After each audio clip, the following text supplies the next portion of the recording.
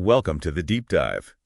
Today we're digging into the source material you sent over, covering Montreal cinema history. Specifically, that decade from 2010 through 2019. Exactly. A period of just massive transformation. We're talking huge screens, corporate ambition, and a lot of upheaval. Total upheaval. Our mission today is pretty simple.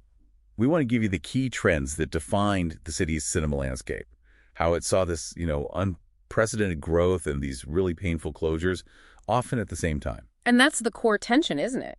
You have this incredibly aggressive, expensive, technical expansion. The race for the biggest screen. Right, and it's running in parallel with these sudden site closures and constantly shifting ownership. It's expansion and contraction happening all at once.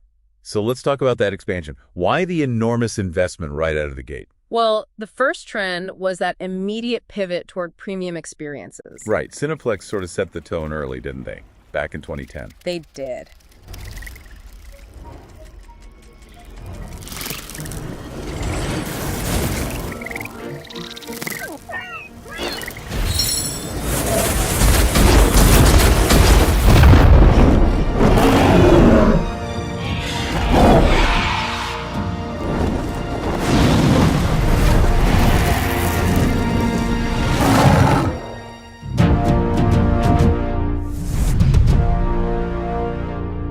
With the installation of Ultra AVX and D-Box seating at Cinema Bank Scotia. The moving seats. The moving seats. They were basically saying, if you're coming out, it better be an event. And that move just immediately kicked off the IMAX arms race. Oh, absolutely. Across all the major chains. By 2011, 2012, you see these rapid installations at Cineplex locations like Colisée and Colossus. And Guzzo got in on it too. Big time at their megaplexes like Marché Central, Taschereau. At Cinema Guzzo, we never stop building.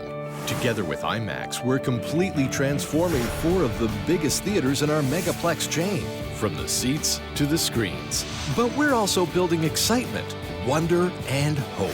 Because you come to Cinema Guzzo for an experience, and now you can experience it in IMAX. See more, hear more, feel more with IMAX. Opening May 25th at Cinema Guzzo's Megaplex Marché Central. They were all fighting for dominance on pure scale. But the real, the mic drop moment that happened at Megaplex Marché Central. In May 2012. Yes. They install an IMAX screen, which is already a big deal, but then just 2 months later. In July, yeah. They had a second one. Marché Central became the first cinema in the world to have 2 separate IMAX screens in one building. That's how fierce the competition was. But, while the technology was flying high, the physical footprint of these places, it was about to get shaky. It was. That push for expansion just slammed into brutal real estate reality. Look at what happened in February 2010. It was so dramatic. Cinema's fortune just shuts down overnight. Closing multiple locations in Côte-d'Ivoire. Only for Cinestars to swoop in and reopen those exact same sites just days later. Wow. That kind of turnover really defined the landscape. And then came the biggest corporate domino. AMC.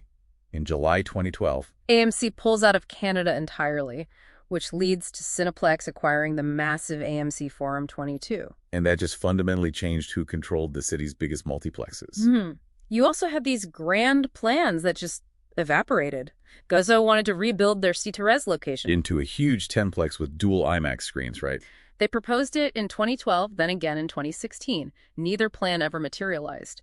The old Citerez 8 closed in 2019, and the site is still empty. And Cineplex Delson closed in 2016. Not for another cinema, but for a housing development. That focus on massive scale is such a stark contrast to the other side of the scene. The small independence. Yeah, these dynamic little venues that often had really short, bright lives.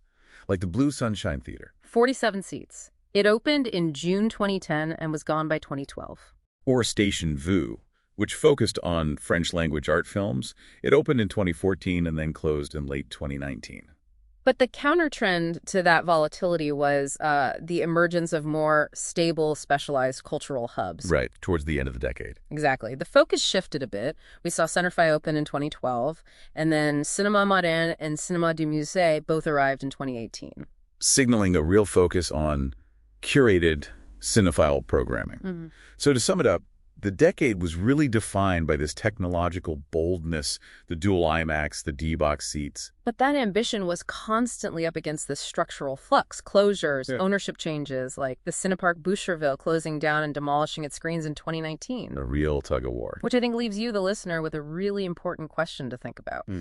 Given the intense pressure on real estate and how even viable spaces like the St. Eustache Cinema were downsized for a concert venue, how crucial are these physical, dedicated cinema buildings to the future of film?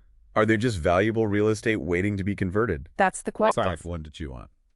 And that wraps up our deep dive into the chaotic high-tech decade of Montreal cinema.